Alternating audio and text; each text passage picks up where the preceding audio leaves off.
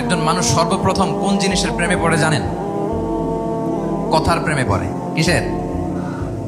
কথার প্রেমে পড়ে। কথার ধরন, কণ্ঠস্বর, তার অ্যাটিটিউড, তার শব্দের জাদু, এটা মানুষের হৃদয়কে জয় করে ফেলে। আল্লাহ রাসূল সাল্লাল্লাহু আলাইহি ওয়া আলিহি ওয়াসাল্লাম তিনি নিজেও বলেছেন, ওয়া ইন্না মিনাল বায়ানি লা সিহরা, কিছু কিছু বক্তব্যের মধ্যে জাদু আছে। তো রাসূল সাল্লাল্লাহু আলাইহি ওয়াসাল্লামের এই এলোকোয়েন্স ছিল, এলোকোয়েন্স। তিনি বলতেন, উতিতু জাওয়ামিউল কালিম, আল্লাহ তাআলা আমাকে সর্বমর্ম বাচন ভঙ্গির অধিকারী করেছেন।